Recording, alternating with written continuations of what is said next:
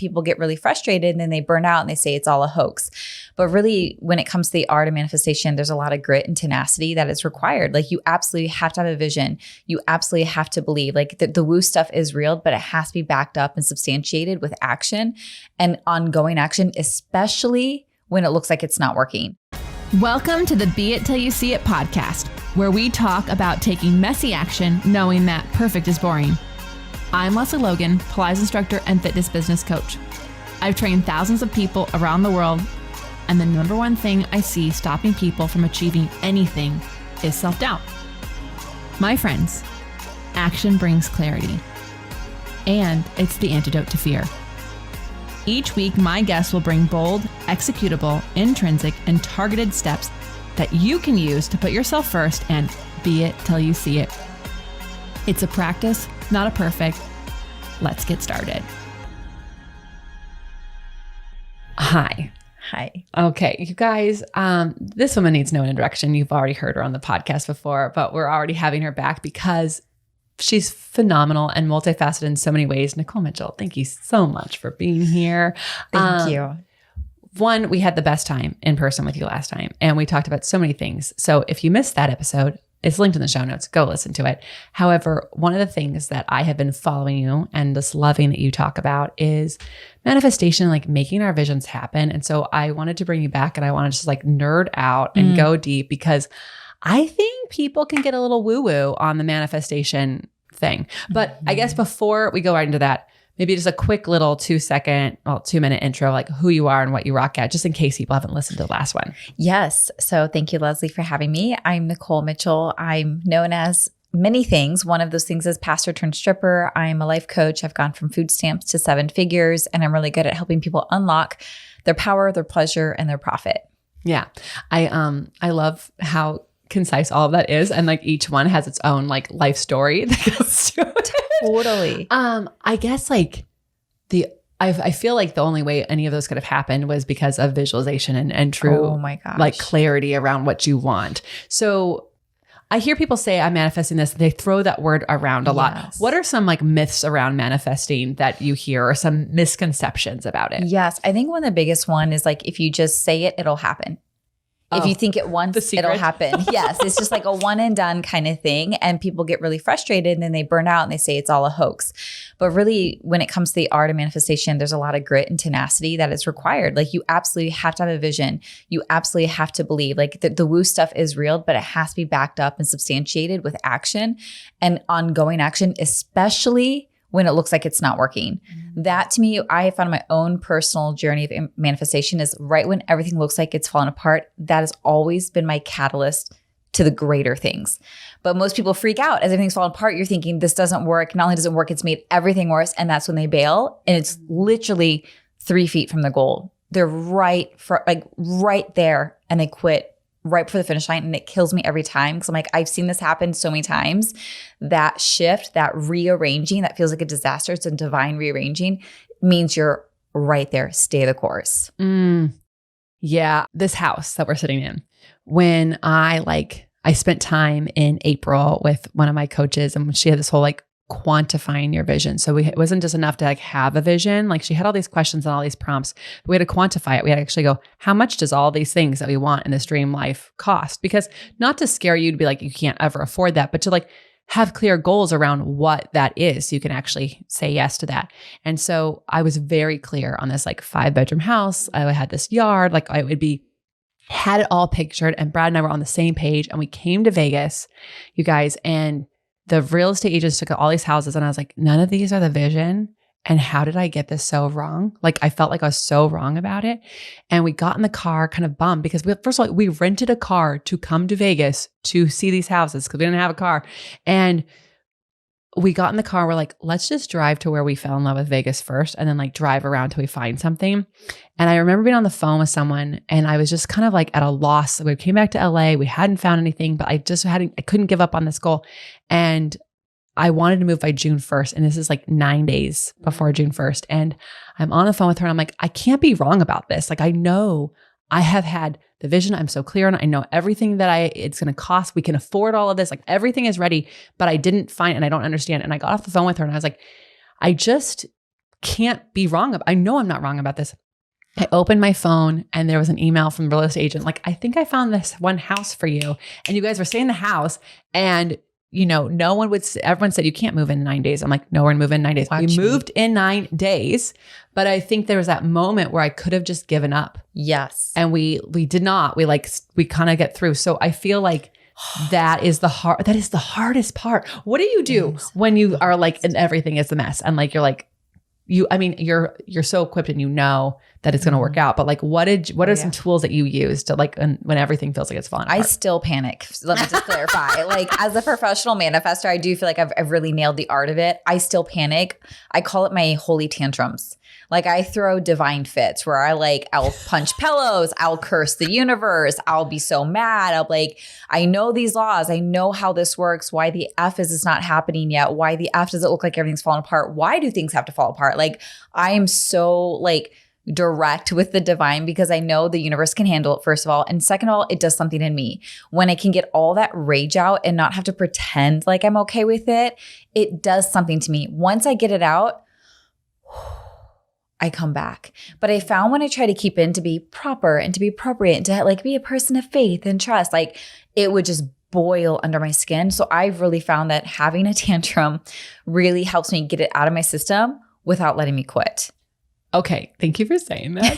Because I have to throw the tantrum and then I'm mad. Then sometimes I'm like, why do I just throw this tantrum all the time? Like, why can't I just get to the point where it's after the tantrum? But there's something about if you're not going to fight for it. Yes.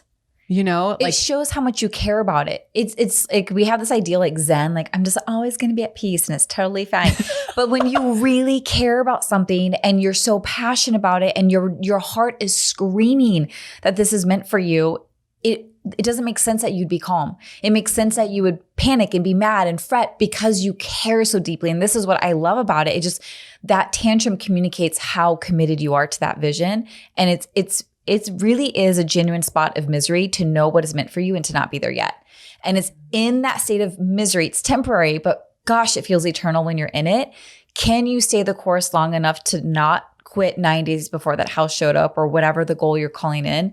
Because it is temporary, but it's because you care so much. You know that is meant for you. It's going to cause you to throw some tantrums. Yeah. Oh, I love that. Okay. You said this, calling in. Yeah. Can you explain what you mean by that? Because I think that that's probably a part of manifestation most people don't do. So for me, I think we're maybe a little different. I do way better manifesting things I don't know the logistics around, things I don't know the numbers. I like to get so dreamy in my head that I have no idea how on earth this could ever happen. And the more I try to figure out the how, the more I go crazy. So then my goal is to be such a magnet that it is forced to show up my reality. It literally pulls it in. And I almost view it as the split through fabric and time. This is how I visualize it. And my hand grabbing the future and pulling it forward. It gets to be mine now. And it was interesting when I was flying into Vegas today, I always journal on my flights or I read old journals. It's my time, as I'm elevating, literally, I elevate energetically. Oh, that's so fun. It's my favorite ritual. So I very capitalize, as I'm literally rising up higher, I'm I am rising higher in my life. I'm making more money. I'm having more success. I'm having more fame. It is such a symbol for me of what's coming my way. So today I was reading an old journal and I read what I'd written in 2021. I'm in 2021, I'm going to be $1 million woman. And it was in 2022 that I became $1 million woman. But I was oh my gosh, back then I had no concept of how I'd make $1 million. I just knew I was meant to make $1 million. I had a heart for it. I had a vision for it. And I declared it. And over time, as you take inspired action and you try different things and you put yourself out there, it will find its way to you. So for me, it's less about me trying to chase it down and force it to happen. It's more of I surrender to this desire. I show the F up for it. And then I let the universe surprise me with how it shows up. Yeah, I definitely do the big picture vision. And the only, that quantifying was the first time I ever did it. The only reason that helped me is because I actually grew up with no money. Yeah. And I never had money. And actually so this year was my 10th year anniversary when I was homeless for the third and last time. So I actually was just when you're I'll buy a house. I never even knew how much money one would need for that.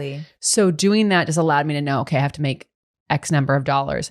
And y'all, we made it the next weekend. So like, but like, I didn't go into that with the, I'm going to make this, like, I was like, we have this thing and it can do that. And I'm going to keep that vision in live.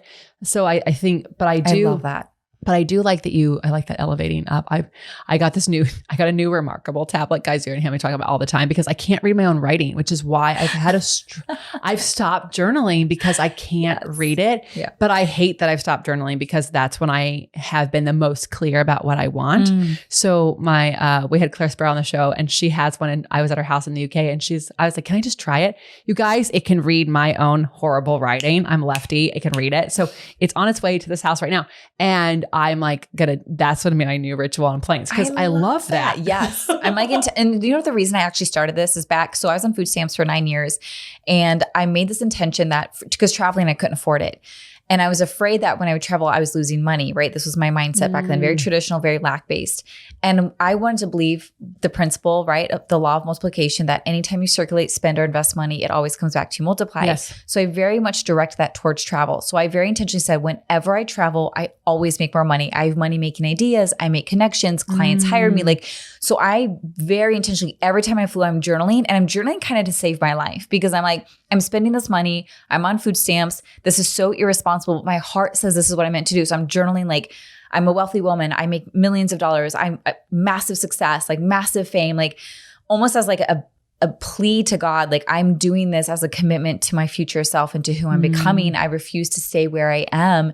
And that ritual is now carried on for 5 years. Like it's become my most sacred time to remember who I am as I elevate, as a reminder that we are always evolving and transforming. And I've only just gotten started. I love that. Okay. So I want to know because I feel like I can picture you there and because I've had similar situations, how do you write, I am this when you're not that yet? Like what do you have to tell yourself or believe? Like what's that? Because I feel like that's a being it till you see it. And that's part of the manifestation. Like so many people, like I believe I'm $1 million person, but if you are on food stamps, like there's dissonance there that the brain is, there's a brain there that's gonna be like, you're not. So how do you overcome that? So for me, for my truth, and you have to let me know if this resonates with you, Lesley, and those of you listening, I actually find when I get still and I declare these statements, they feel like the truthiest truth I could speak. Me on food stamps felt like a fraud. That actually felt like a fraud. Me wanting $1 million did not. Like when I got really still, since I was a young girl, I've wanted to be famous. I've wanted to be rich. I've wanted to be successful. It was never allowed in the spaces I grew up in. That was never looked up. Like I was very much looked down upon, very much shamed and shunned. And so I quickly and quietly stuffed those desires down. So when I got older and started learning manifestation and owning these desires I've always had, it felt like coming home. And sure, there's moments where your brain's like, you're not that, but more than not, it was like, it felt good to breathe life into and speak into existence what I've always wanted. And the frustration was, why am I this when I'm meant to be that? Why am I in food stamps when I'm meant to be a millionaire? Why am I struggling at home when I'm meant to be a CEO? Like this is the fraud. This is truth. And so it became easier like to really own it. And I think this is what people need is permission to own the audacity and the size of your dreams. Because we're always taught to shrink to make it palatable. For me to be like, I want to be the millionaire would never have flown in my family, in my circles, or in my church. So I had to keep that quiet. But what would it look like for us to believe in each other's size of our dreams and our audacity and ability to manifest it, to become it, to achieve it? It would make it so much easier for people to speak it aloud, own it, and I think call it in. Okay. So many just different gems. Everyone has to rewind and go back because I want to listen. I love all of it, but I love that you shared that the life you were living was actually the fraud. Yes. That I think is actually most people's existence, but they think it's real. Yes. And this is the power of the illusion. Like it's a strong as fuck. It's like when you're on food stamps and you can't pay your bills and you're crying. I would cry myself to sleep almost every night because I had such severe anxiety from not being able to provide for a family. Like it feels as real as anything. And so this is where I had to work really hard at finding 2 minutes of peace to find the teeny tiny kernel of truth in my soul. Where like that whisper that would not go away that said, you were meant for more than this, Nikole. This is not all there is. But it was quiet enough to where I think a lot of people stuff it down, ignore it, and convince themselves this is as far as they're going to get. This is how it's always going to be. But for those of us brave enough to water that kernel, to water that seed, to let it grow little sprouts within you, and you're going to feel crazy. People are going to tell you like, don't raise your hopes only to lose them. Like, be realistic. Yeah. I don't want to be realistic because at the end of the day, I don't want a realistic life. I want a mind-blowing life. So I have to have mind-blowing beliefs about mind-blowing possibilities if that's what I actually want. So the more I watered it, the more I started to feel it, the more I started to identify it, the more I started to experience it. But you have to intentionally cultivate that because it will not happen on its own with all the odds you're facing. Yeah, because your internal voice is just yours, and every other voice around you of all the people and all their fears and all the projections, all those people who haven't listened to their voice in generations. Yes. Telling you something. It's got goosebumps. Oh, I think that's so cool. Okay, so how did you listen to your Did you know it was your voice? Like, might sound crazy, but like, I feel like when I first heard my own voice, I remember going, who is that? You guys, I remember driving on the 101 freeway as in my last relationship. And I heard myself say, dear God, can you just have him break up with me? Because I don't actually know how to get out of this. And I remember going, who is talking right now? Oh my God, I love that so much. But it's so true. Like, we've become so disconnected from our own truth and our own voice that it does feel foreign. And then we've been taught to not, especially as women, and especially if you're from a marginalized community, if you're a person of color, if you're queer, if you're disabled, like, you've been taught to not trust your body. You've been taught to not trust your desires. You've been taught to not trust your intuition. So when you're trying to find your voice again, there is a lot of doubt and there is a lot of confusion. But the more you just practice and try, it'll become clear and clearer. So what I did in the beginning when I didn't have my voice, I clung onto the person whose voice resonated with me. And that like kind of woke up my voice. The more I heard them speak, the more I read what they wrote, the more I listened to their live streams, I'm like, I could feel her coming alive in me. And then back then my kids were really little. I have 3 kids and I was exhausted and I'm still nursing in the middle of the night and we're so broke and everything's so stressful. And I'm not a morning person. So the only time I could afford peace and sanity in my life, I would set my alarm 2 minutes, literally 2 minutes before my kids got up. I couldn't do 5. I couldn't do 30 minutes. God, I'm not that extreme. I need my sleep. But then I laid 2 minutes and I would visualize being a wealthy woman. I would visualize the big home I would have. I'd visualize living in the state of my dreams. And it felt crazy considering my circumstances. But those 2 minutes eventually became 5 minutes, eventually became my tradition back then was every time I was at a red light, because I was driving all the time, I would stop and I'd visualize and I would start crying because I could see it and feel it and smell it and taste it so clearly. The light would turn green. I'd snap back to reality and go. So I would incorporate these moments, these triggers like a red light or flying on a plane. Who are you really, Nikole? What is your truth? What do you want? Remember that above all the noise that you're facing right now.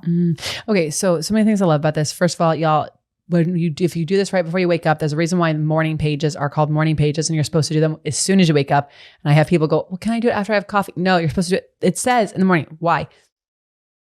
Your theta, it's like there's a wave. You're almost still in hypnosis. So it's actually one of the best times to do meditation, visualization, journaling, because there's just the part of your brain that's actually still kind of doing the work is the one that's in that. I'm going to be wrong, but I had a hypnotherapist on here. It's like almost hypnotic. And so you can actually really rewire your brain to what it is that you want to see. The other thing I love about it is you're doing small doses. So it's not, so small. You're not changing your entire life. 30 minutes is way too much. I can't. Y'all read Tiny Habits. He will even tell you cannot go from 0 to 30 minutes on anything, no matter how much you want it.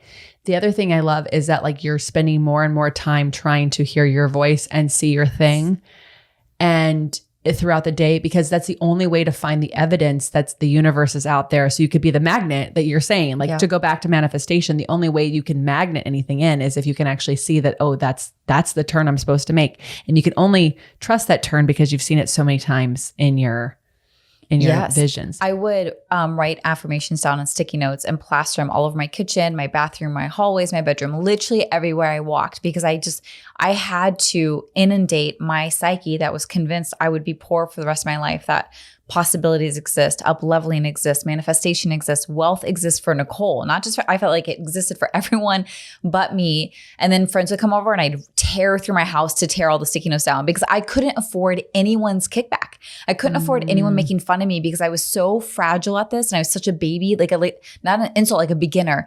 And so I would take them all down. And then once everyone left, I'd plaster them back up. Like I was very protective of myself the first year when I was learning how to manifest and visualize a different future for myself.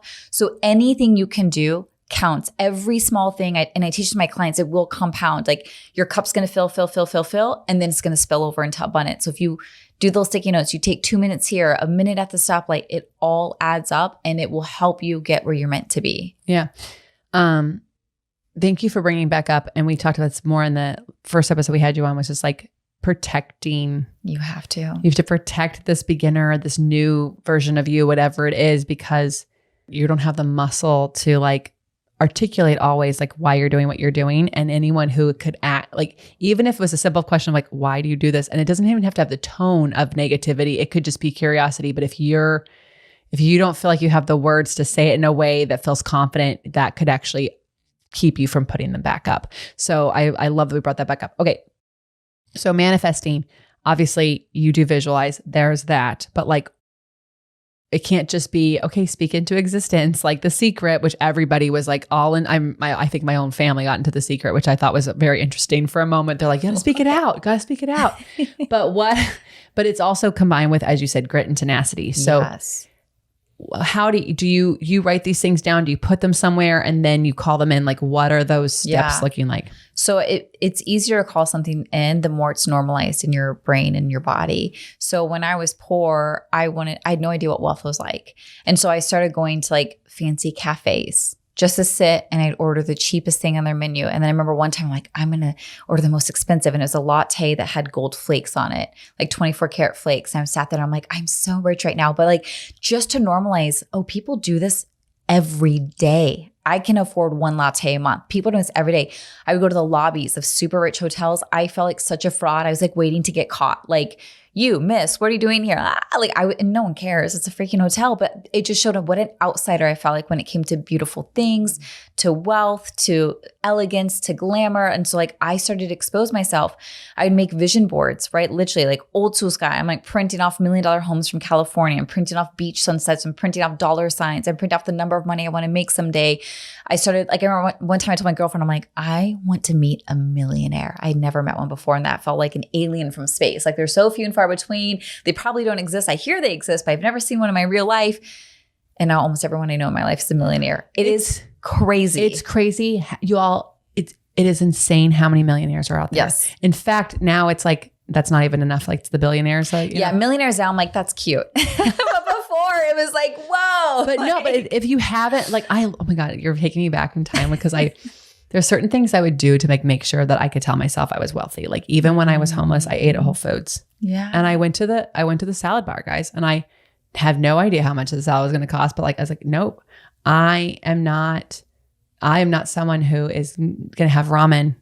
I don't even know where I get gluten-free ramen, but I'm not going to have ramen for lunch. Like I'm going to have a regular meal. I'm going to sit out here in Brentwood while celebrities walk out of that Whole Foods. Not because I wanted to be, I wasn't actually manifesting being famous, but I wanted to live and be welcomed in that neighborhood. And I wanted to stop, like my manifestation was like, I will no longer get an apartment somewhere because that's what I can afford. I will get an apartment somewhere because that's where I want to live. And that was like my thing. And I would sit there and it was this way of taking action in a like action towards the vision. Like this is going to be comfortable. In fact, it'll be so normal for me to park at this Whole Foods. It's not going to be like, who is this person here? Is she selling like signatures on the front of the Whole Foods? No, I don't work here. This is where I shop. This is where I eat. There was somebody who used to write their scripts, I think at, it wasn't the Waldorf. There's a very famous hotel that's escaping me over on Sunset Boulevard. It's if Brad was here, he could tell. He's like probably trying to tell me what it is through my brain. But like where script writers would go to write their scripts because they wanted to someday be staying they famous enough and rich enough to stay at that hotel. All I can think about, you guys, if you're trying to like, which hotel? It's the one Lindsay Lohan was at. There's been other famous people. I just can't think of it right now. I love it. The other thing that's really helped me manifest and normalize my goals is hiring those who already have it.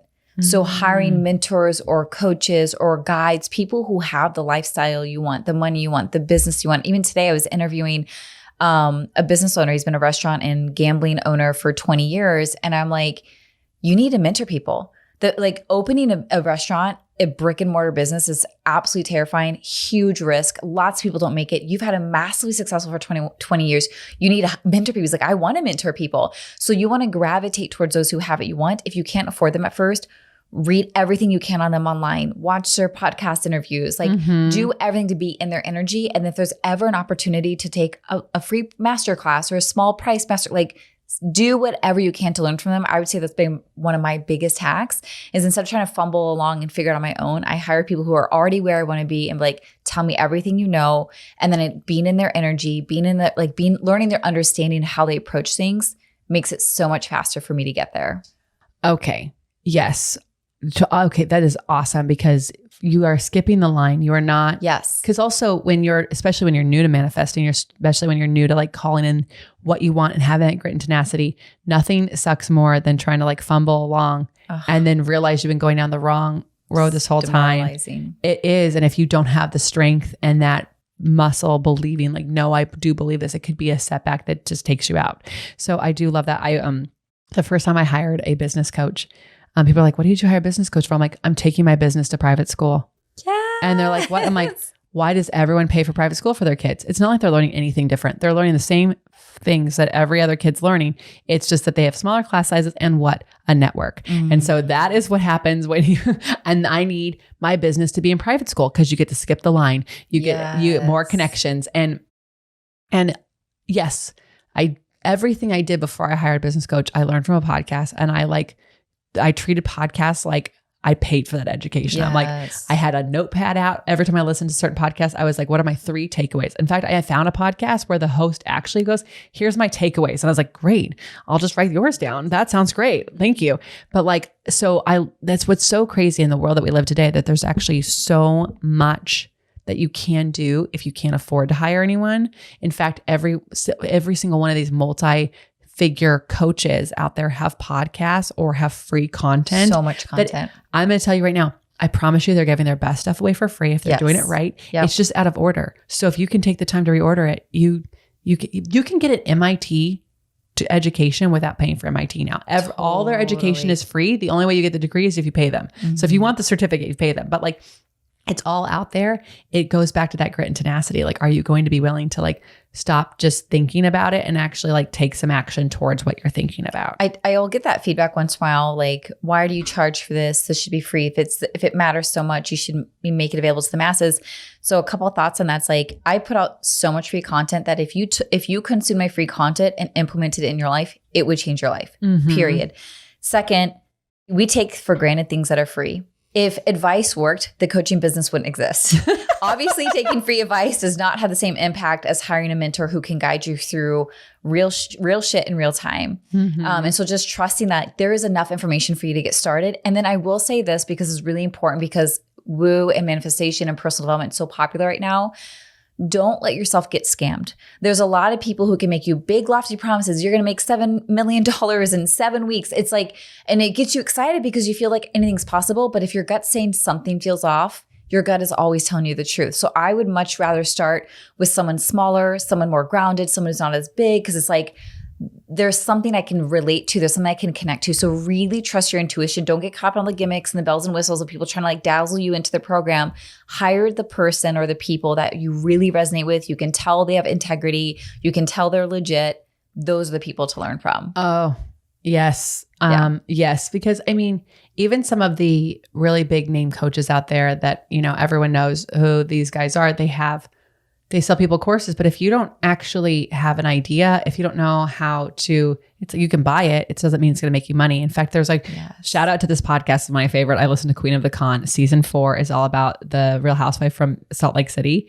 And she had these companies that they look legit. You would like Google like work from home course.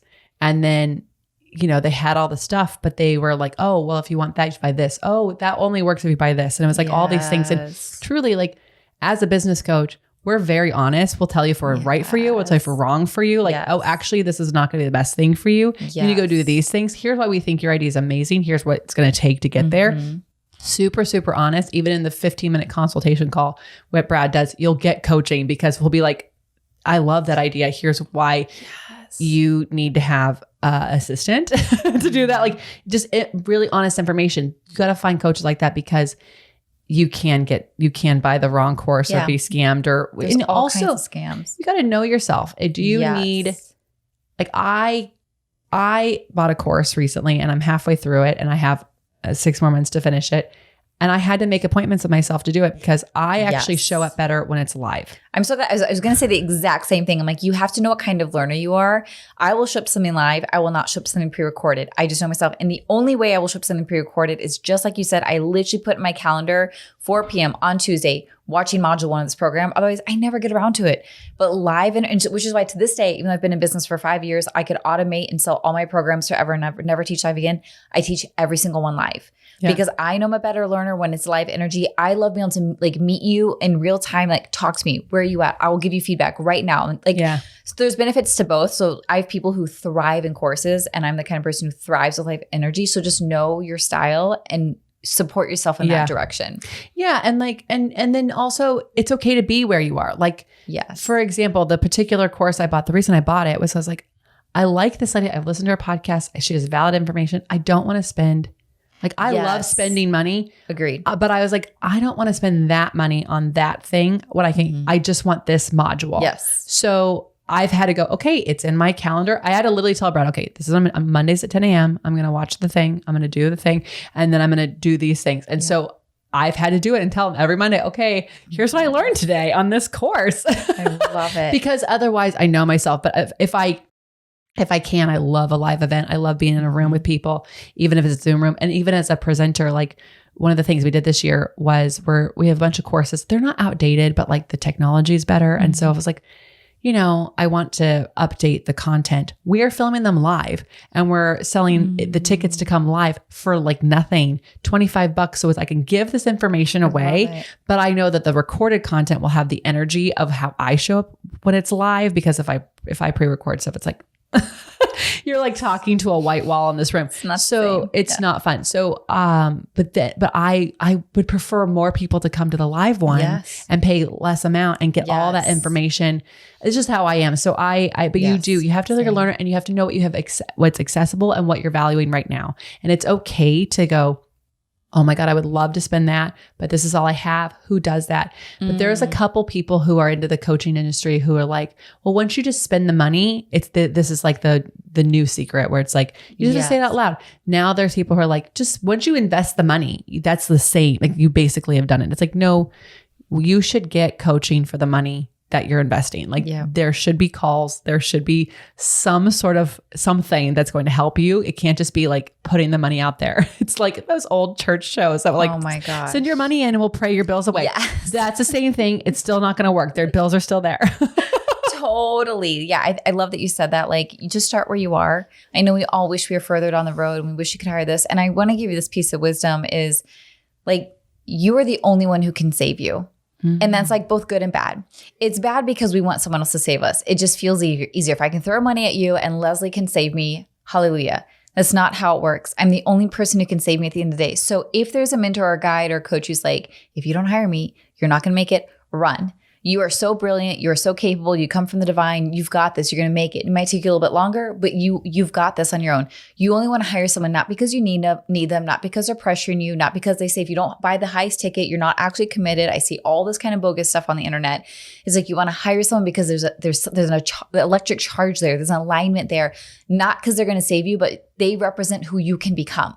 They've saved themselves and you now see, oh, I can save myself. So just be aware of any coach or leader who's like, well, if you don't hire me or if you don't buy my highest ticket, you can't make it. That's all BS. You'll make it. And just, you're going to hire the right person, the right amount, the right price for you. Yeah. There's something at every level there because there's just always is. And I love that you brought that up because it is all in you. Like the coach, here's the thing that people I think get wrong with coaches. They are a guide. They're not the hero. Yes. You're the hero of your own story. Yes. Yes. Yes. And like, I think that's what a lot of people, if you're listening, if you are in the service industry of some kind, whether you're a coach or a teacher or whatever, that we also get wrong. We think as a Pilates instructor, I used to think I have to be the one that helps them get that exercise. No, they have to show up.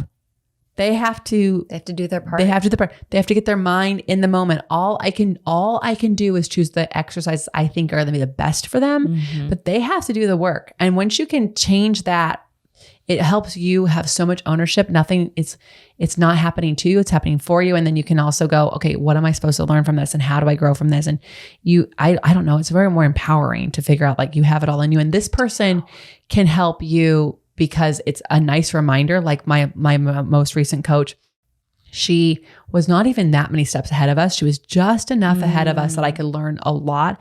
She had grit and tenacity, and she pushed me to dream even bigger. And then she showed me how she was even doing it in that moment. And I loved that because it was helpful. Yep. And it has accountability. And I couldn't let the old stories ever show up because I kept surrounding myself with her. So I just think that it's really, really important. But she always reminded me, she's like, you are the one doing the work. Here are the tools and tips. If I was in your shoes, here's what I would do. But you have to show up and do it. And you have to believe that you're going to do it. And I think that's where a lot of people get it wrong, is that they either hire a person who tells them it's my way and that's the only way you're gonna make it, or they stop believing and they stop doing it. And they think that if I spent the money, it's gonna happen because I put the money over here. It drives me crazy when I see coaches promote that, and it makes me so mad because, like you said, it's the same message just wrapped in different clothing, or it's like, just give me all your money and you'll somehow miraculously make it. It's not that simple. Like I'm like, run, because you have to show up and you have to save yourself. And I think a really good coach or guide like reflects back to your greatness. And also like you've learned things about business. I've learned things about this. I have so much business sage and wisdom I can give you that I knew nothing about a few years ago. So we have a lot of practical stuff. We have a lot of energetic stuff. And I tell my clients who've been with me long term, when they first start working with me, there's a lot of information. There's a lot of knowledge. And then it elevates and evolves into energetic transmissions. And then it evolves into vibration. So now people come to me further along in their journey, less for the information and more for the vibration. Like when they come into my world, they feel me. They feel, and they feel them shifting. And then when the situations come up in their life or their business or finances, they show up differently because of this vibration they feel. So it becomes more woo, and it becomes incredibly effective, but it's gonna be different for you along your journey. If you're in a journey of like, you need lots of information, you're gonna hire a coach who can give you a lot of information. If you're in a season of like, I just need you to infuse my days with like energetic laws, then do that. I see you crushing it. I want to be a mentee under you, watching you live your life, absorbing the way you do life, because that's going to meet you and serve you massively. So there's like different phases you're going to find yourself in, which is why there is no like, just pay here and you'll be saved. Yeah. Where are you? What do you need? What do you desire? Hire based on that. Yeah. Okay. So something that like, I'm one of those people who's like, I love to know a little bit more about the manifestation. Yes. So you journal and when you elevate on the plane, all that stuff. Do you vision board? Do you like vision board? Do you think that's part of it? Like what are some tools and tips that people who are wanting to make manifestation? Because anytime I've ever gotten what I wanted, it's because I got clarity. I had the vision and I took the action. Yeah. And anytime I'm not where I want to be, I'm like, well, when's the last time you actually thought about that? When's the last time you actually took some time to remind yourself of why you're doing what you're doing, what you want, and maybe even dream a little bigger, because sometimes we get a little small on that, and then call it in. I'm very clear. I'm like, oh, we're not happy because we didn't do the vision work. So what are your tools? I do all the things. So I journal, and I used to not be a journaler. It's annoying. I don't have time. My hand gets cramped. I'd rather type, but I just Are you left-handed? I'm left-handed. And so when you said that, I was like, she's left-handed too. I just watched her do it with her hand. Yeah, it cramps because no one taught us how to hold a pencil. And also, if you're using the pen, you can just smear it, or a pencil. Like, you can't read it. And because we're raised in a right-handed society, you use your right hand for almost everything. So you just don't utilize your left hand the same amount like you. Yeah.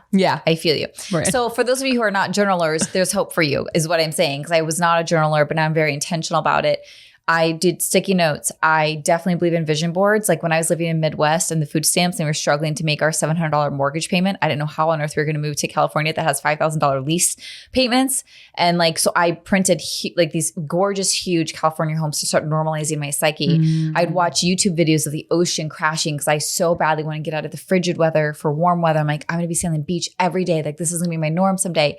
I make playlists of music that makes me feel so alive and powerful. I have a money playlist and I have an unleashed playlist. The money's all about becoming rich. And then my unleashed is like feeling expressed, empowered. I say what I want. I do what I want. I wear what I want. I would listen to that.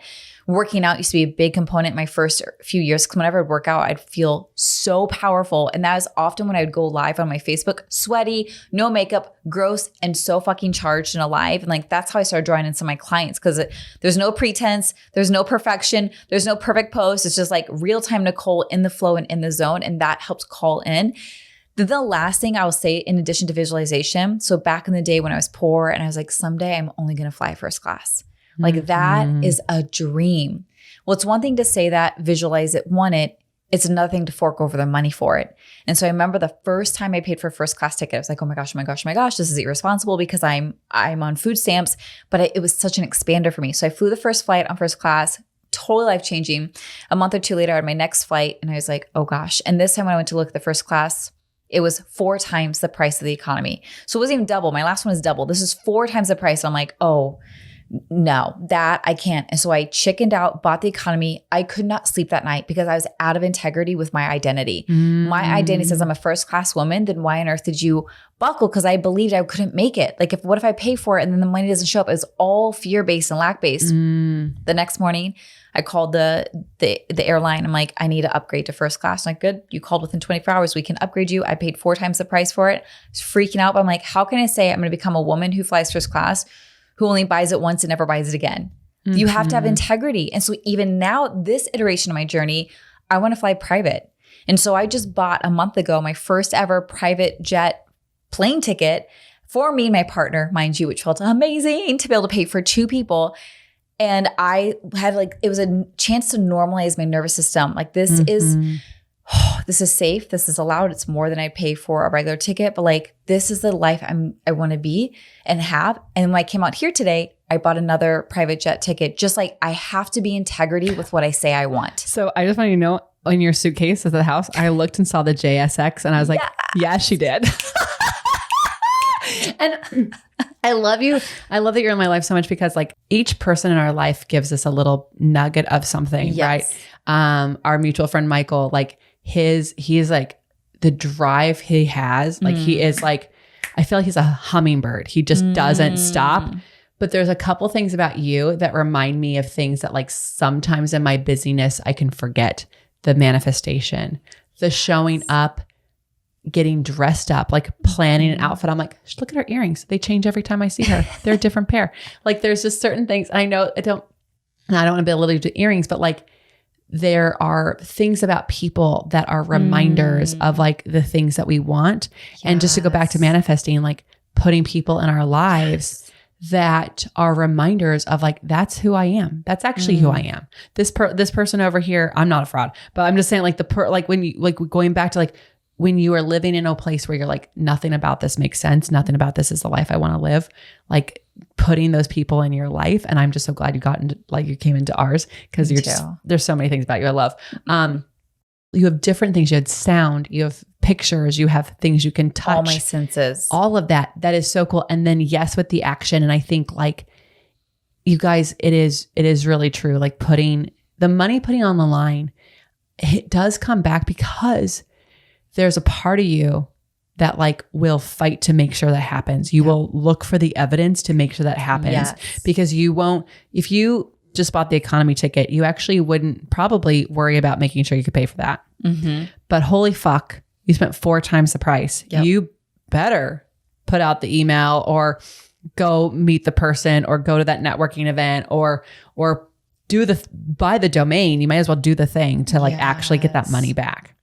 I love that. It makes me want to read something. Can I read to you? So this is one of my old journal entries. And I'm like, this is so appropriate because it's about this next version of ourselves and having integrity and alignment and acting as though you're already her. This is another key part of manifestation is like, there's this idea like, oh, I'll act like an actor once I win an Oscar. Well, how the F are you going to win an Oscar? You first have to identify as an actor. You have to show up as an actor. Even before you get your first acting gig, you have to show up in the identity before the thing is ever here, right?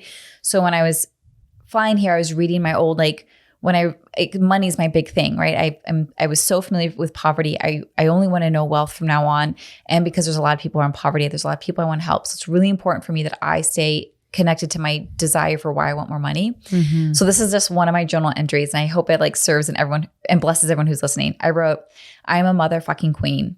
I am a child of the divine who is worthy of all her desires, who is supported in all of her desires, who receives all of her desires because she is open to receiving, open to having, open to more. She knows she is safe in her spending and safe in her having. And anytime she spends money, she makes more money every damn time. Any feelings of loss or lack or not being able to finish paying is just an illusion.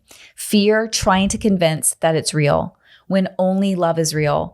And love leads, guides, and provides always. Love is infinite. Money is infinite. I am infinite. I can afford anything and everything and always have extra, surplus, excess, always.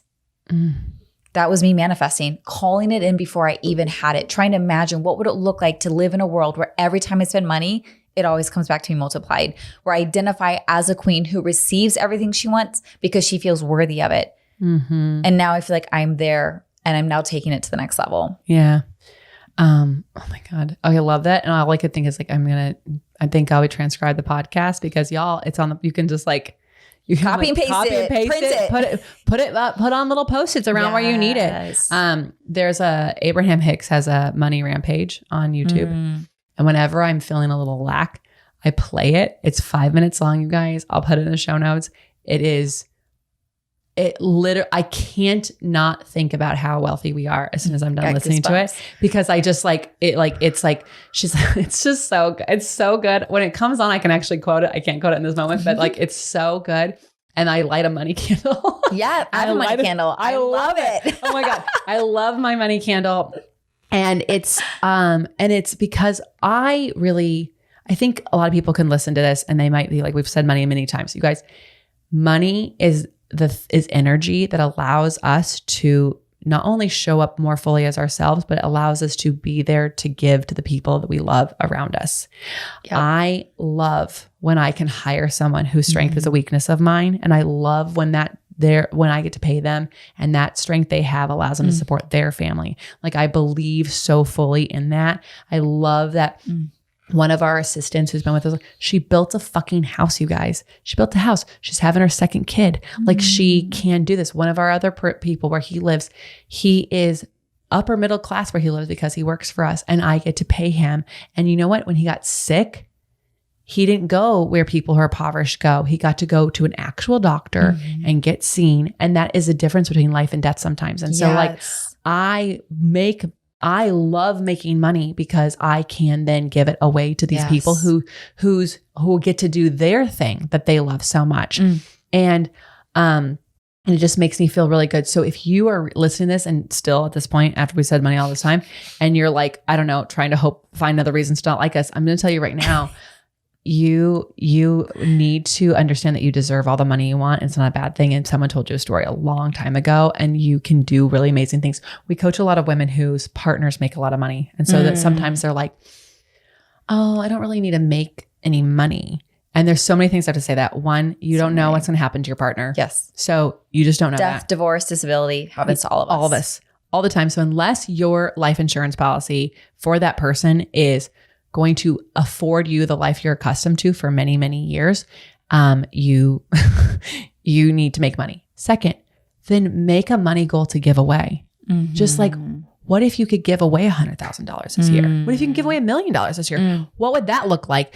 How could you show up? Because you know what? It is really fun. Like we give to the Cupcake Girls. I fucking love seeing that money leave. I love it. I love giving it away. I wish we can give more away. I'm always looking for different charities. I'm like, oh, how much can we give them? I love it. So you can also have a money goal that gives things away, but you don't have to be barely like, okay, I'm fine with all of this. You don't have to and go, well, I'm lucky my partner makes a lot. So I don't have, you are not taking money away from people because you made it. Mm-hmm. So just because you're living the fine life doesn't mean that you don't have to, you can't want more, or you can't want to do something and provide for your children in a different way. Yes. Ultimately, money doesn't come from people. It comes through people. Mm. So like that can just eliminate guilt, because if it doesn't come through that person, the divine's going to find another way to get that money to me, but it doesn't come from them. It comes thugh them. They're channels, they're portals from the divine to give me my birthright, which is abundance. I always tell my people, if you have a good heart, you actually have a responsibility to get rich. Might be offensive or polarizing, but it's like the amount of good you can do if you have a good heart is exponentially more when you have resources.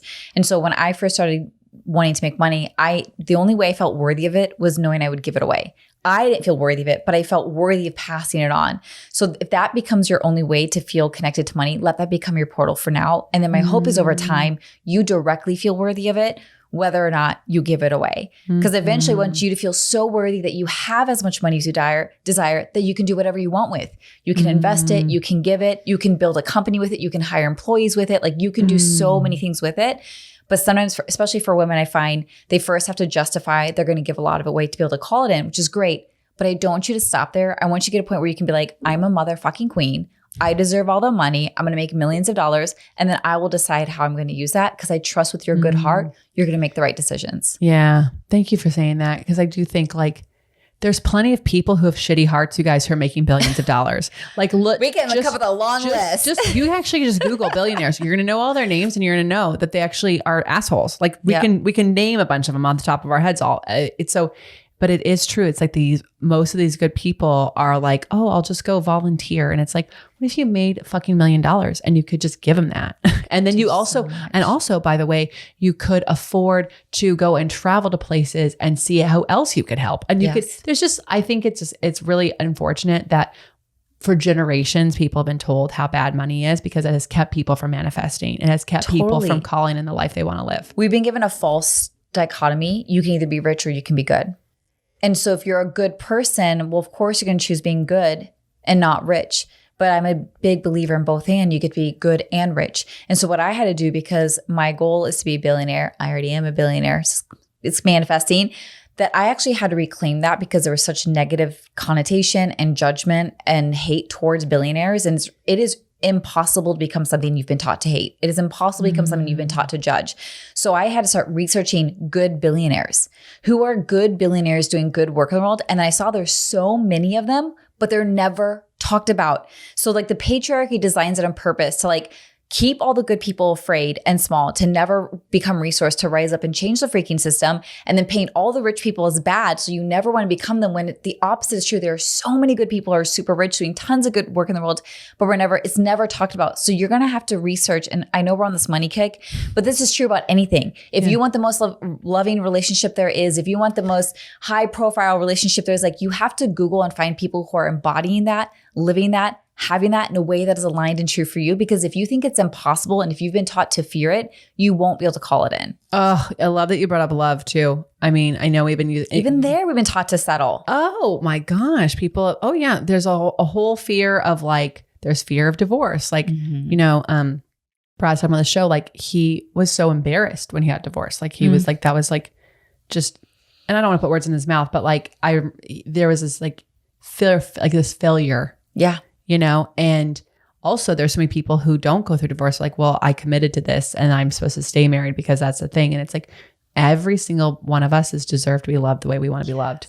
Every single person. And there are people out there who want to love you. Yes.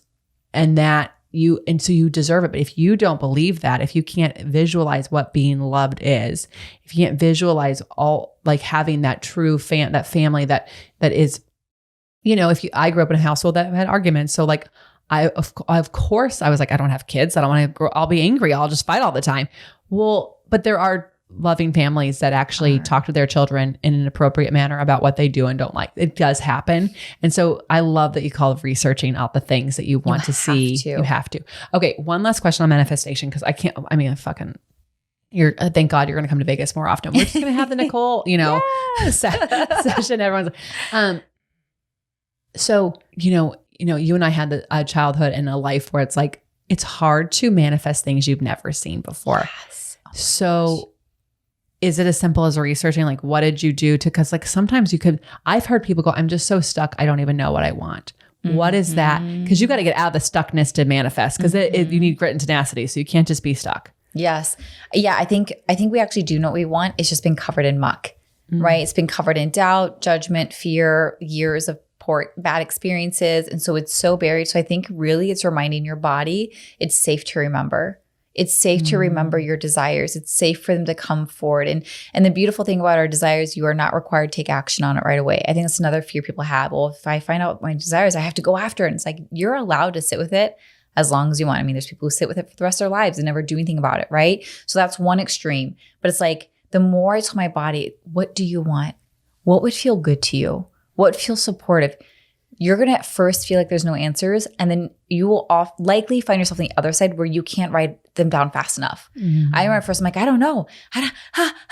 And then I sat down and thought about it. I wrote the longest list. I want this, I want this. And it almost felt overwhelming because I have all these wants. How the F do I go after them? So that's for me where I felt like the number one common denominator for almost all of it was money. So that's what actually drove me to become wealthy, because becoming wealthy is what allowed me to be able to pay all my bills each month. It would allow me to give my children a vacation for the first time.